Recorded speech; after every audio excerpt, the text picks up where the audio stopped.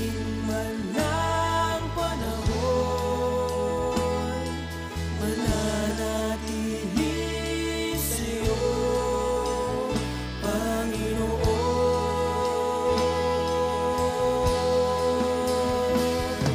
Walang alinlangang maglilingkod, walang pangambang sa'yo ay susunod.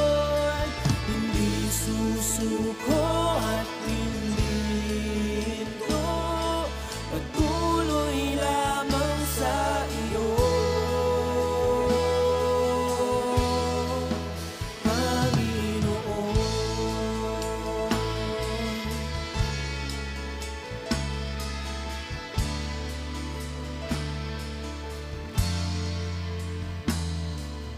Ikaw ang aking paglilingkuran, kahit saan dalhin. Ikaw ay lagi kong susundin, anuman ang suliranin. Lahat ay aking kakayanin, pagkat ikaw ay kapiling. Subukin man ng panahon, mananatili sa'yo, Panginoon.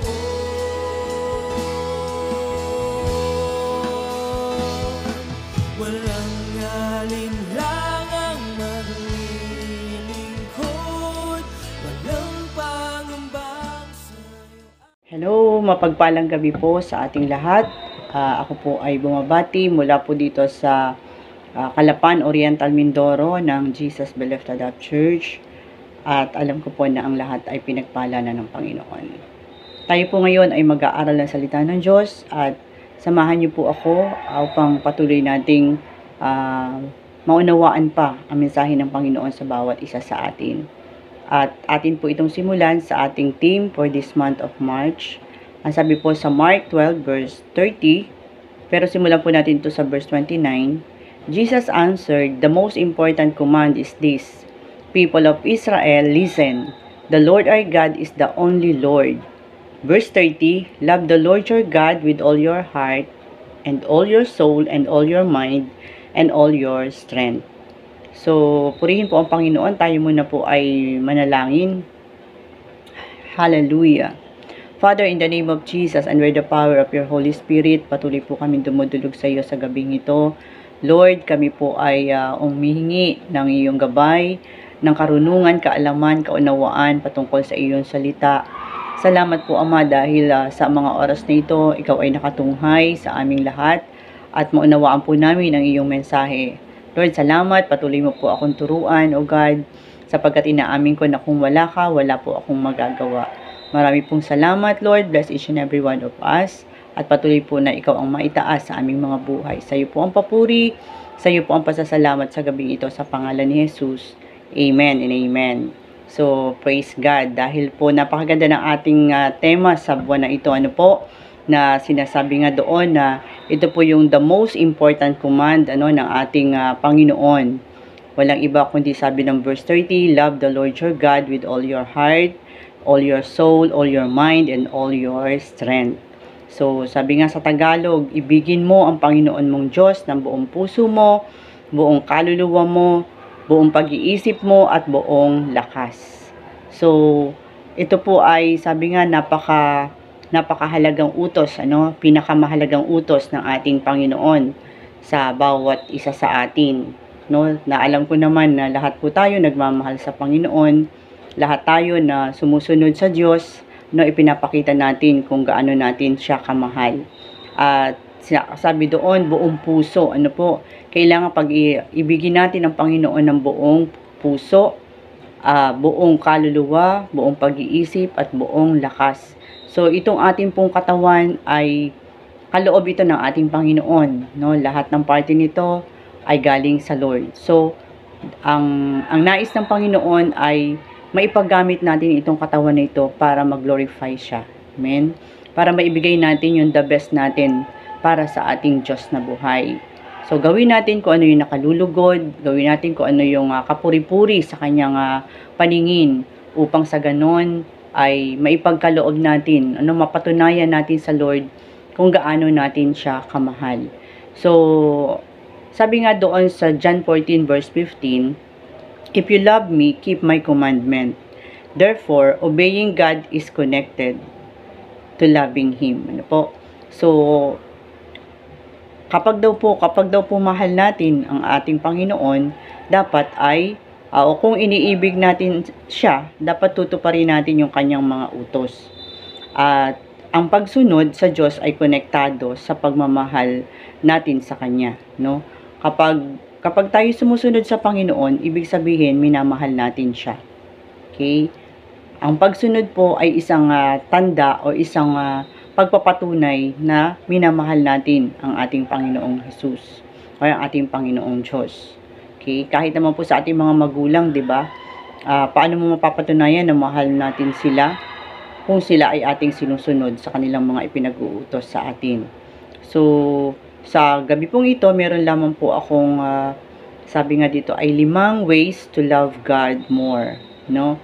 5 ways to love God more. So, pag-aralan po natin ngayon, no, ano ba yung mga paraan upang higit pa nating mahalin, no, ang ating Diyos. So, sinasabi natin na mahal natin ang Panginoon, no, at ngayon pong gabi, lalo pa natin itong aralin, ano po, kung paano natin maipapakita o paano natin maipapakita sa Panginoon yung higit na pagmamahal. At ang sabi po ng number 1, ways to love God more. Number 1 is do everything for the glory of God. Ano po? So, gawin natin, no, ang lahat ng bagay para sa ikaluluwalhati ng ating Diyos. Ito yung paraan para maipakita natin kung gaano natin kamahal ang ating Panginoon. So, sabi nga ng 1 Corinthians 10 verse 31, "So whether you eat or drink or whether you do all to the glory of God." No? Sabi doon, kaya nga kung kayo'y kumakain or umiinom o ano man ang ginagawa ninyo, gawin ninyo ang lahat sa ikararangal ng Diyos. So, kahit tayo, sabi nga, ano man yung ginagawa natin, pwede nating mabigyan ng kaluguran ng ating Panginoon. Diba? Kahit tayo kumakain sa papaanong pamamaraan, no? Pwede po nating pasalamatan ng Diyos. No? Pwede tayong alalahanin natin na yung mga pagpapala na yon, kanino ba yun galing, diba, sa ating Panginoon. No, pwede tayong bago tayo mag-take ng ating mga food, no po, tayo muna ay panandali ang pumikit, magpasalamat sa Diyos dahil ang mga pagpapala na yon ay tayo ay pinagkalooban niya, no? So, sabi nga doon, 'di ba, kahit tayo ay umiinom, no, pwede nating parangalan ng Lord sa paano pong pamamaraan, 'di ba? Yung tubig na ating pong iniinom sa araw-araw, ito ay nagsisilbing kalakasan, kalusugan natin. So, kahit sa ating pag-inom, pwede nating, Lord, sabihin na, Lord, salamat, no, sa mga pagpapalang ito, maging sa aming inumin na ito na hindi kami nauubusan ng tubig kasi sa ibang lugar, di po ba, mababalitaan natin talaga yung El Nino, no, walang ulan, walang tubig, ang mga halaman ay talagang natutuyo, nabibitak ang mga lupa. So, dahil sa kakulangan ng tubig. Pero tayo po, mapalad po tayo dito sa Pilipinas, no? Dito sa Oriental Mindoro, dahil tayo po ay binibless ng Lord, no? Even ang ating mga pananim, no? Atin po itong naaani kasi nga tayo ay binibigyan ng Lord ng ulan. At naalala ko nga yung kwento ni Pastor Jan sa Haiti, no? Isang bansa na kumbaga ay napakalayo mula dito sa ating bansang Pilipinas, at siya po ay na-assign doon nung siya po ay na-active pa sa kanyang pagiging isang sundalo. Pinadala po siya ng gobyerno doon. So, nakita niya po yung kaibahan ng bansang Haiti sa bansang Pilipinas. No, dahil doon bihirang-bihira daw pong umulan at talagang ang tubig ay napakahalaga sa mga tao. No? Dahil sila ay meron silang base, ano, yung kanilang military men na mga kasama nila, ang base po nila ay nasa taas, no? nakapwesto ito at sa baba nila andun yung mga yung mga black people, no, yung mga Haiti people. At sabi nga doon, yung tubig na kanilang ipinapaligo, yung kanilang mga tubig na ginagamit sa paglalaba, alam niyo po ba na ito'y umaagos pababa pero iniipon nila. Ganun kahalaga yung tubig sa kanila. Kasi nga hindi umuulan, no? Or uulan man pero napakadalang. So, ang tubig sa kanila ay napakahalaga. Kaya yun po, iniipon nila yung tubig at yun ay kanilang ginagamit pa rin para sa kanilang sarili. So, imagine po natin na madumi na yon kasi syempre nagamit na ng ating mga kasundaluhan. Pero dahil sa kakulangan ng tubig, ito ay kanilang iniipon para magamit pa rin nila. So nakita ko bakit ganun, bakit ganun ang nangyayari sa bansang yon. So sabi nga ni husband ay dahil sila ay iba ang paniniwala. Hindi nila sinasamba ang ating Diyos na buhay. Hindi nila pinapaniwalaan na si Jesus ang ating Panginoon at tagapagligtas. Iba po ang kanilang sinasamba doon, mga sabi nga mga hayop na nakadikit sa mga dingding. Yun po yung kanilang wino-worship. Kaya makita natin na yung wrath, yung parusa ng Lord sa kanilang ginagawa ay isa na po yung hindi sila binibiyayaan na masaganang tubig. Kaya naman makita natin na andun na kahit marumi, pinagtsatsagaan nila. Samantalang tayo po dito sa Pilipinas, we are blessed. Why? Dahil tayo ay alam natin, kilala natin kung sino yung Diyos natin na pinaglilingkuran, kung sino yung Diyos na pwedeng magbigay ng ulan sa tamang panahon, ng malinis na tubig. Kaya kapag tayo po ay tama ang relasyon sa ating Panginoon, ginagawa natin ang lahat ng bagay para mag-glorify siya, maitaas siya sa ating buhay, yung lahat ng ating mga pangangailangan ay well provided ng ating Diyos. Amen? Maging sa ating, sabi nga, yung ating pagkain sa araw-araw, yung ating inumin, andon na makita natin na hindi tayo nagkukulang dahil ang Diyos natin ay tama yung ating relasyon sa Kanya. Tama yung pagkakilala natin sa Kanya. So, sabi rin ng Psalm 63 verse 3, because your steadfast love is better than life, my lips will praise you. So, sabi nga doon, ang wagas na pag-ibig mo'y mainam pa kaysa buhay, kaya pupurihin kita, O Diyos, at pararangalan. So, yung isipin natin na itong buhay natin ay bigay lang ng ating Panginoon. At sabi nga doon ay yung pag-ibig natin sa ating Diyos ay mas higit pa sa ating buhay. Ibig sabihin, all out yung ating ibigay sa ating Panginoon, Wala tayong ititira para sa ating sarili, kundi ibigay natin yung the best natin na meron tayo para ang Diyos ay malugod sa ating buhay. Yung ating siya'y purihin, yung ating siya'y sambahin sa espiritu at katotohanan, na po isang paraan yun na pagpapakita kung gaano natin siya kamahal. At ang sabi din ng John 14 verse 13, at anumang hilingin ninyo sa pangalan ko ay gagawin ko upang luwalhatiin ang Ama sa pamamagitan ng anak. So, di po ba, yun ang isa sa pangako ng ating Panginoon na anuman yung ating hilingin, sa pangalan niya, ay gagawin ng Diyos para sa atin. Para masabi nga doon ay para maluwalhati ang Ama sa pamamagitan ng anak. So, di ba makita natin sa mga Bible characters ng Biblia, sino po ba yung talagang humiling sa Panginoon na dinig naman ng Lord dahil ginawa niya yung kalugod-lugod sa harapan ng ating Diyos. Di ba makita natin doon si Hannah. Si Hannah po ay isa siyang babae na hindi pinagkalooban ng anak, Pero dahil siya nanatili na lumalapit sa Diyos, hindi siya nagsasawang manalangin araw at gabi sa ating Diyos na buhay, siya ay humiling sa ating Panginoon na pagkalooban siya ng anak, at ang anak na yon ay ipagkakaloob din naman niya sa ating Panginoon, ipapagamit niya ang buhay, at dumating ang time na siya ay dininig ng ating Diyos, ang panalangin na ito ni Hannah, at siya nagkaroon ng anak. Ito lang iba kundi si Samuel. Kaya itong batang ito ay maliit pa lang, dinala niya sa templo at ito ay pinagamit niya sa ating Panginoon dahil yun ang pangako niya. Kaya pag may pangako po tayo sa Lord, gawin po natin, no? Dahil yun po ay yun ang kalooban ng ating Diyos. At sino pa po sa Bible ang ating mababasa na siya ay humiling sa Lord at ito'y kanyang natanggap mula sa ating Panginoon? Si Elijah, di po ba?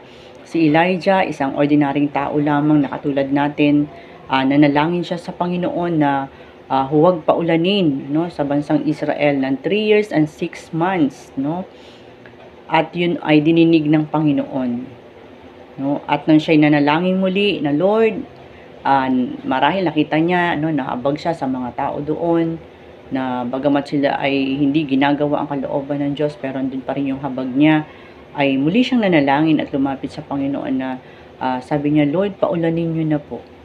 Paulanin niyo na po at nang kumbaga yung tagtuyot, no, na kailangan ng mga tao ang tubig ay maranasan na nila. So, dagli-dagli ay bumuhos ang malakas na ulan. So, makita natin dito na kapag tama ang puso natin sa harapan ng ating Panginoon, andun yung mabilis na pagtugon ng Lord sa ating mga dalangin. Amen? Kaya, wag po tayong titigil, no, sa pagdulog sa ating Diyos na buhay, sa ating pananalangin, sapagkat ang Diyos ay handang tumugon sa ating mga pangangailangan. At ang number 2, ways to love God more. Number 2, reject worldly mindsets. So, para maipakita natin talaga yung pagmamahal natin sa Diyos ng higit pa, iwasan po natin yung mga makamundong kaisipan. Yan. So, alam naman natin na dahil tayo ay mga anak na ng Diyos, tayo ay nakakilala na sa Panginoon, alam na natin ang masama at mabuti. So, ayaw ng, kumbaga iwasan po natin, no, na mapasukan yung ating kaisipan na ito ng mga makamundong bagay. Lalo na po sa panahong ito, sabi nga ay ang gadget, no, ay napakadaling gamitin. At sabi dito, kapag ito'y ginamit mo, marami kang mapapanood, marami kang makikita, lalo yung mga TikTok na yan. So, kung ito'y hindi naman nakalulugod sa Panginoon, dahil kapag ito'y napanood natin, minsan iba na yung pumapasok sa isipan, lalo na kung hindi naman ito kaaya-aya. So, wag na natin pong, kumbaga, i-ignore po natin ito, no? Wag na natin itong panoorin kung ito na may magbibigay sa atin ng magkakasala lang tayo dito. Kaya sabi nga doon, reject worldly mindsets. Sabi doon ay put on a new self, ano? So, kapag tayo ay isang tunay na Kristiyano na nakakilala at may takot sa Diyos, kailangan makita na sa atin yung bagong sarili natin, no? Yung ating new life, yung bagong buhay natin. So, ang sabi ng Colossians 3 verse 1, if then you have been raised with Christ, seek the things that are above, where Christ is seated at the right hand of God. At ang sabi ng verse 2, set your minds on things that are above, not on things that are on earth, no? At ang sabi ng verse 3, for you have died, and your life is hidden with Christ in God. Verse 4, when Christ, who is your life, appears, then you also will appear with Him in glory. So, sabi doon, yamang binuhay kayong muli na kasama ni Kristo, ituon ninyo ang inyong pag-iisip sa mga bagay na nasa langit, na kinaroroonan ni Kristo na nakaupo sa kanan ng Diyos. So, sabi nga doon, 'di ba, tayo po ay binuhay ng muli ng Panginoon. Ibig sabihin, tayo ay dati patay ang ating espiritu sa kasalanan, pero nung nakakilala tayo sa Panginoon, nung tinanggap natin siya bilang Panginoon at tagapagligtas, so yung spirit natin is nabuhay na muli. At yun ang sabi nga doon, dahil ito'y bago na, no, bagong buhay tayo, so ituon natin yung ating pag-iisip, no, sa mga bagay na makalangit, na kung saan sabi doon ay na kinaroroonan ng ating Panginoon na nakaupo sa kanan ng ating Diyos. At sabi doon, ang mga bagay na panlangit ang iniisip dapat natin, hindi ang mga bagay na panlupa. Sapagkat namatay na kayo at ang inyong buhay ay nakatago sa Diyos kasama ni Kristo.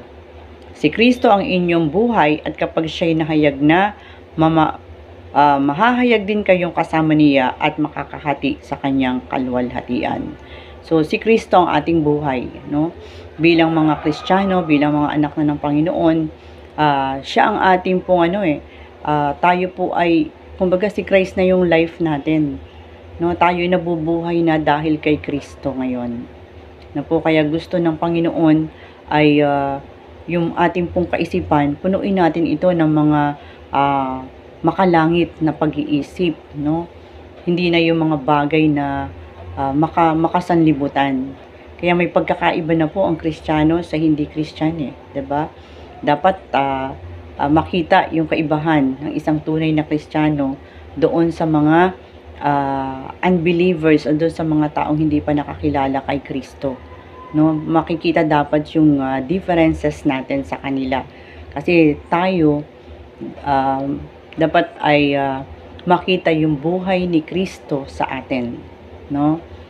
Kung ano yung pinapangaral natin, kung ano yung ating natututunan mula sa ating mga pastors, sa ating mga leaders, patungkol sa Panginoon, dapat ito po ay isinasa buhay natin, hindi lamang natin ito basta naririnig, no, kundi ito ay nagmamanifest sa ating buhay, no, nababago tayo from glory to glory. At sabi ng Romans 12 verse 2, no, do not be conformed to this world, but be transformed by the renewal of your mind, that by testing you may discern what is the will of God, what is good and acceptable and perfect. So, napakaganda po rin ng verse na to, no, na sinasabi nga, huwag na kayong makiayon, no, sa takbo ng mundong ito. Sa halip, hayaan ninyong baguhin ng Diyos ang inyong pag-iisip upang maunawaan ninyo ang kanyang kalooban. Sa gayon, magagawa ninyo kung ano ang mabuti, kalugod-lugod at ganap na kalooban ng ating Diyos. Po. So, yun, muli dito inulit na huwag na tayo makiayon sa takbo ng mundong ito. No, kailangan ay may pagkakaiba, katulad nga po na sinabi ko kanina, no?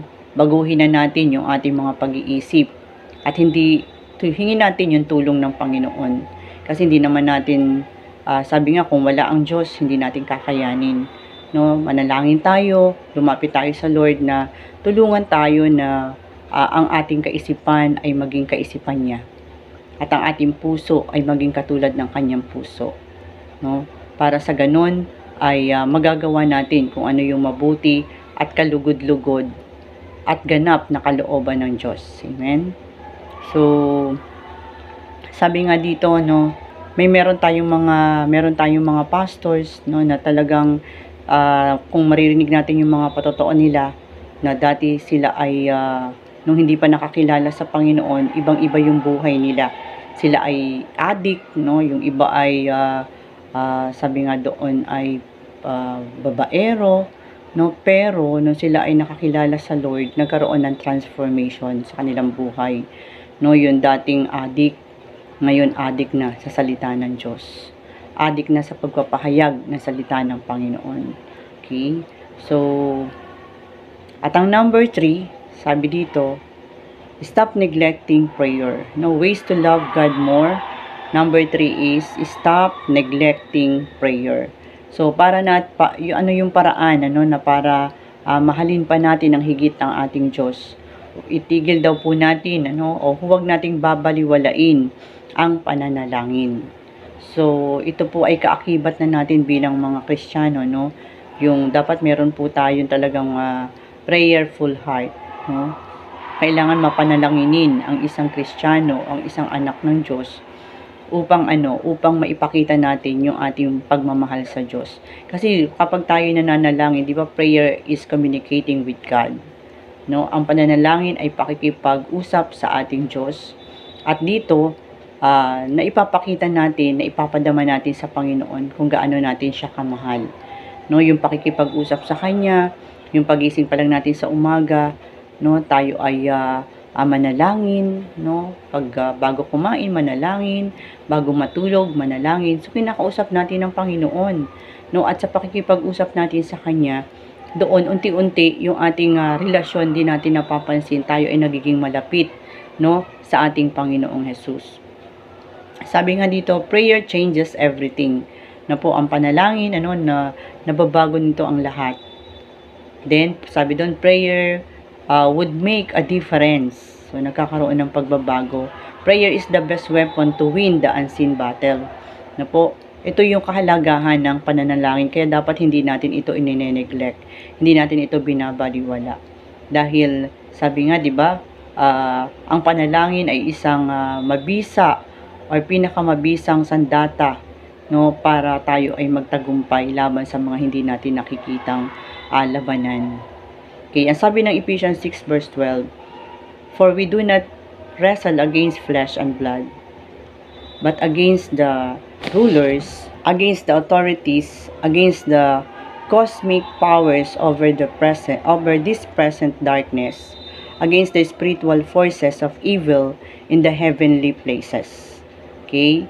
Sabi doon, sapagkat hindi tayo nakikipaglaban sa mga tao, kundi sa mga pinuno, sa mga may kapangyarihan, sa mga tagapamahala ng kadilimang umiiral sa sanlibutang ito, sa mga hukbong espiritual ng kasamaan sa himpapawid. So, dahil totoo po na meron talaga tayong kalaban, no? At sabi nga doon, hindi tao ang ating kalaban, kundi yung mga pinuno sa mga na may kapangyarihan. Kaya ano po yung ating weapon na pwedeng gamitin para sa kanila? Dahil meron din silang power, no? Hindi po yung ating lakas ang pwede nating gamitin, kundi yung pananalangin natin, no? Yung ating paglapit sa ating Panginoon, yung paghingi po natin ng kalakasan sa Kanya upang mapagtagumpayan natin yung mga nakaakmang gustong gawin ng kaaway sa ating buhay, sa ating pamilya. Kaya po sabi doon, nabanggit na isang way para patuloy nating mahalin ng Panginoon ay huwag nating baliwalain ang pananalangin, dahil ito po ay malaking tulong para din sa atin, para ang mga gawa ng kaaway ay atin pong mapagtagumpayan. Ang sabi po ng Lucas 18 verse 1, no, isinalaysay ni Jesus ang isang talinghaga upang ituro sa kanila na dapat silang laging manalangin at huwag mawala ng pag-asa. No, kahit si Jesus Christ nandito pa siya sa lupa, no, ini-encourage niya yung kanyang mga disipulo, no, na sila ay laging manalangin. At meron nga siyang isinalaysay or kinuwento na isang talinghaga patungkol sa sabi nga doon yung tungkol sa pananalangin, no, na nagkaroon ng ang isang byuda at ang isang hukom, no. Ito po yung ito yung talinghaga na kunento ng ating Panginoon sa kanyang mga alagad. At sabi doon, 'di ba, meron sa isang lungsod, 'di ba, may isang hukom na walang takot sa Diyos, no, at walang iginagalang na tao. So sa lungsod ding iyon ay may isang byuda na lagi siyang pumupunta sa hukom at sinasabi, bigyan po ninyo ako ng katarungan sa aking usapin. At so tinanggihan siya ng hukom sa loob ng mahabang panahon. Ngunit nang magtagal ay sinabi ng hukom sa sarili, kahit ako'y walang takot sa Diyos at walang iginagalang na tao, ibibigay ko na ang katarungang hinihingi ng byudang ito. So makita natin dito po sa talinghagang ito na sinabi ng ating Panginoon, meron nga dito na isang hukom na sabi nga doon, 'di ba, wala siyang takot sa Diyos, wala siyang pakikipagkapwa-tao, pero dahil ang byudang ito ay walang sawa na pumupunta at lumalapit sa hukom para hingin yung katarungan na yon. Kahit siguro pinagtatabuyan na siya ng masamang hukom na ito, pero hindi siya tumigil, no?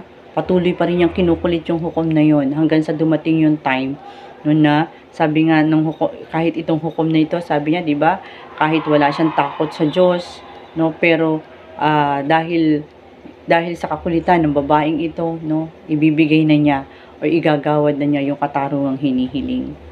So bumigay ang puso ng masamang hukom dahil sa matyagang paglapit sa kanya ng byuda. No po? So tayo, how much more pa po kaya tayo, no? Dahil ang Diyos natin hindi katulad ng bad hukom na 'yon eh. Ang Diyos natin na nakilala ay isang Diyos na sabi niya hindi nagkakait, no, ng ating mga pangangailangan. Kaya yung pong ating paglapit sa Panginoon, yung ating pong pagdulog sa Diyos, alam niyo po ba na andun yung kanyang katugunan? No, andun lagi yung kanyang kasapatan para sa ating mga pangangailangan. So lagi natin tandaan, no, kung ito ang masamang hukom na ito nung humiling ang byuda, no, dahil kinulit siya, dahil laging lumalapit sa kanya, no, ibinigay yung kanyang pangangailangan.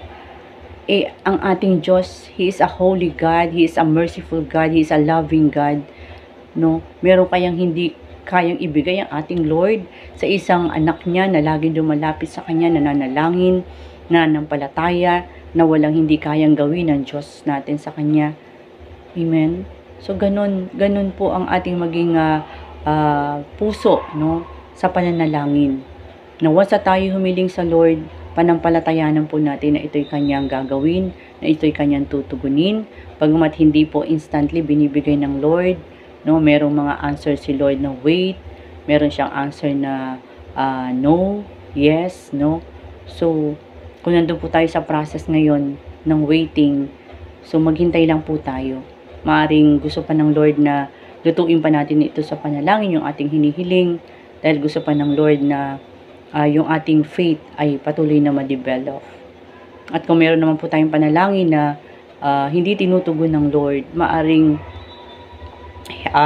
nakikita ng Panginoon na kapag ito'y tinugon niya, mapapahamak lang tayo. Kaya maaring minabuti niya na hindi na lang ito tugunin. Amen?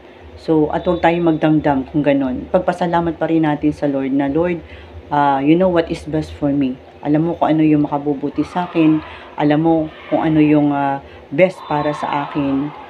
At pinasasalamatan pa rin kita. Okay? At may mga panalangin tayo na instantly tinutugon ng Lord. Dahil alam ng Lord na ito'y makabubuti para sa akin, para sa atin. No? Kaya ito ay ibinibigay niya ng mabilisan. So, praise God. At ang sabi din ng Mateo 7:7, humingi kayo at kayo'y bibigyan, humanap kayo at kayo'y makakatagpo, kumatok kayo at kayo'y pagbubuksan. Amen. So, yan po ang ating panghawakan, ng mga pangako ng ating Panginoon. At ang sabi ng number 4, ways to love God more. Number 4, forgive everyone. No exemptions. Po.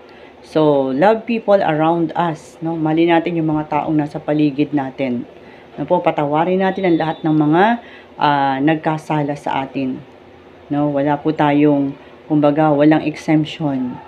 Sino man yung nagkamali, sino man yung nagkasala, nakagawa ng mga bagay na nakasakit ng ating damdamin, no, para maipakita natin yung pagmamahal natin sa Panginoon, patawarin po natin sila. No? Isipin natin na tayo nga nakagawa ng malaking kasalanan sa harapan ng Diyos, pero nung tayo lumapit sa Panginoon, pinatawad niya tayo, no? At itinuring niya tayong anak. So, kung may mga tao, no, na tayo ay nasaktan, kung may mga tao na tayo ay parang kinasamaan ng loob dahil nakagawa sa atin ng hindi maganda, so this is the right time na patawarin natin sila. No? Lagi natin tandaan na ang Diyos nga napatawad ako. Sino ako para hindi magpatawad sa iba? Okay? Ang sabi ng Ephesians 4:32, be kind to one another, tender-hearted, forgiving one another, as God in Christ forgave you. So, di ba? Sabi doon, sa halip, maging mabait kayo at maawain. Magpatawad kayo sa isa't isa tulad ng pagpapatawad sa inyo ng Diyos dahil kay Kristo. Okay, number 5, ang sabi doon, increase your obedience to God's word. Yan. So, isang way para maipakita natin yung pagmamahal natin ng higit sa ating Diyos, kailangan po nating dagdagan pa, no, yung ating pagsunod sa salita ng Diyos. Okay? So, sabi ng James 1:22-25, mamuhay kayo ayon, or Santiago, mamuhay kayo ayon sa salita ng Diyos. Kung ito'y pinakikinggan lamang ninyo, ngunit hindi sinasagawa, dinadaya ninyo ang inyong sarili. Verse 23, sapagkat ang nakikinig ng salita, ngunit hindi sumusunod dito ay katulad ng isang taong tumingin sa salamin At pagkatapos makita ang sarili ay umaalis at kinakalimutan ang kanyang anyo. So, praise God, no? Paano ba natin, sabi nga doon, 'di ba? Isang way para maipakita natin yung pagmamahal natin sa Diyos, yung sabi nga doon yung pagsunod natin sa salita ng Panginoon, ano? Ang gusto na sabi ng Santiago, dapat daw tayo ay mamuhay ayon sa salita ng ating Panginoon. Huwag lang po natin itong pinakikinggan. Okay, kailangan ito ay ating isinasagawa. Sapagkat sabi nga doon, 'di ba, dinadaya nyo lang ang inyong sarili kapag ito'y pinakikinggan nyo pero hindi naman ninyo sinasagawa. At sabi doon, ikinumpara tayo sa isang tao, no, na tumingin sa salamin at pagkatapos ay makita ang sarili, umalis at kinalimutan na ang kanyang anyo. So, ibig sabihin, ano, kapag tayo po ay sumusunod sa salita ng Panginoon, dapat ito po ay nakikita sa atin mismo, no? Tayo mismo ay nagiging kumbaga nagagawa natin kung ano yung ating nababasa, kung ano yung ating nababasa mula sa salita ng Panginoon at atin po itong naisa sa pamuhay. Nakikita po sa atin na tayo ay sabi nga doon, 'di ba, tayo daw po ay parang isang living Bible, no? Isang buhay na Biblia. So, tayo ay living testimony, no, ng Biblia. So, kailangang makita sa atin kung ano yung nakasulat sa Biblia, kung ano po yung ating nababasa, dapat po ito ay ating nakikita sa ating buhay. Nababago tayo nito, ano po, tayo ay patuloy na sumunod sa ipinag-uutos ng ating Panginoon. No, kung tayo po ay patuloy na nagbabasa ng salita ng Diyos, kaya napakahalaga po sa atin na tayo ay mag-aral at patuloy na mag-aral pa rin ang salita ng Panginoon. Dahil ang salita po ng Diyos, 'di ba, sabi nga ay ito ay makapangyarihan, no? Magkabilay talim na talagang tumatagos, no, sa kaibuturan ng ating puso. So nababago, no? Kapag tayo po ay babad sa salita ng Panginoon, ginagawa natin yung sinasabi ng Joshua 1 verse 8, no, na i-meditate natin ito, pagbulay-bulayan na natin ito araw at gabi upang tayo ay mabago nito. Alam niyo po ba na sabi nga doon, kung tayo po ay laging, no, sabi nga laging naka-tune in sa salita ng Panginoon, walang dahilan para hindi mabago ang ating sarili. Okay? Kasi marami tayong mababasa dito patungkol sa alam niyo po, ang Biblia kompleto no? Meron love story, 'di ba? So, kung meron ditong patungkol sa pamilya, meron ditong sinasabi na igalang mo, sundin mo ang iyong mga magulang. 'Di ba? Mababasa natin yung sa Ephesians 6 verse 1 to 3, no? Igalang mo ang iyong ama at ina. Ito ang unang utos na may kalakip na pangako. Sa gayon, sabi doon, kapag tinupad natin ito, hahaba ang ating buhay dito sa mundo. So, meron tayong mga matututunan, no? Kapag tayo po ay sumusunod sa salita ng ating Panginoon. At ito ay ating ina-apply sa ating buhay. Po. Kaya nakikita, no, yung pagbabago sa isang tunay na Kristiyano dahil sa salita ng ating Panginoon. Amen. Marami po tayong matututunan, no, sa salita ng Diyos at tayo po ay mababago nito. So, praise God. Ang ating pong conclusion ay sabi nga, ano po yung 5 ways to love God more? Do everything for the glory of God. Reject worldly mindset. Stop neglecting prayer. Forgive everyone, no exemption. And number 5, increase your obedience to God's word. So, praise God at atin po itong ang 5 ito, ano po, ay atin pong i-apply sa ating buhay upang patuloy pa nating mahalin ang ating Diyos ng higit pa. Ano, para maipadama natin yung ating pagmamahal sa ating Diyos na buhay. Sige po, tayo po'y manalangin. Father, in the name of Jesus, we thank you, Lord, sa mga salita mo po na amin po narinig sa gabing ito. Salamat po, Holy Spirit, at patuloy mo kaming tinuruan kung ano pa yung mga, Lord, mga paraan kung paano ka pa namin mamahalin ng higit pa, O God. Salamat, O Diyos, sa pagtuturo mo. Salamat, Panginoon, sa karunungan, kaalaman, kaunawaan na patuloy mong ipinagkakaloob sa bawat isa sa amin. Lord, dalangin ko na ito'y patuloy na, Lord, ito po, Panginoon, na ito tumimo sa aming pong puso, O God, at maisapamuhay namin ito sa aming pang-araw-araw na buhay. Salamat po, Ama, sa aking mga kapatid na nanood, Panginoon, sa iyong programang ito. Bless each and every one of them, O God. At patuloy mo sila, Panginoon, pagtagumpayin. Patuloy mo sila, O God, samahan. Lord, patuloy mo sila, Lord, baka pa ng iyong kapangyarihan. At huwag niyo po silang iiwan, ipababayaan man. Salamat, Panginoon, dahil patuloy mong ini-increase ang aming faith sa iyo. Salamat, Panginoon, dahil patuloy mong pinapadama, Lord, ang iyong pagmamahal sa bawat isa sa amin. At Lord, mamahalin ka namin, Panginoon, ng buong puso, buong isip, at buong kaluluwa, Father God. We thank you, Lord, at patuloy mong salyuhan ang kapangyarihan mo. Lord, ang mga salita mong ito na amin po napag-aralan sa gabing ito. Sa iyo po ang pinakamataas na papuri, pasasalamat, kaluwalhatian at karangalan. Sa pangalan ni Jesus, Amen and Amen. So muli po, magandang gabi sa bawat isa. Pagpalain po tayo ng ating Diyos na buhay. God bless us all. Ay kapiling, subukin man ng panahon, mananatili sa'yo, Panginoon.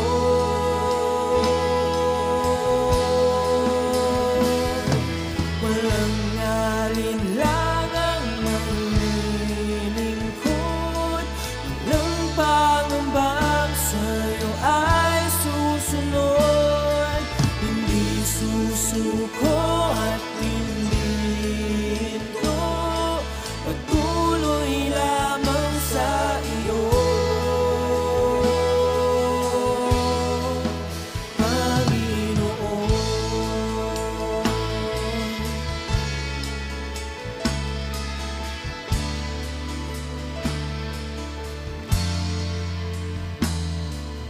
Ikaw ang aking paglilingkuran, kahit saan dalhin.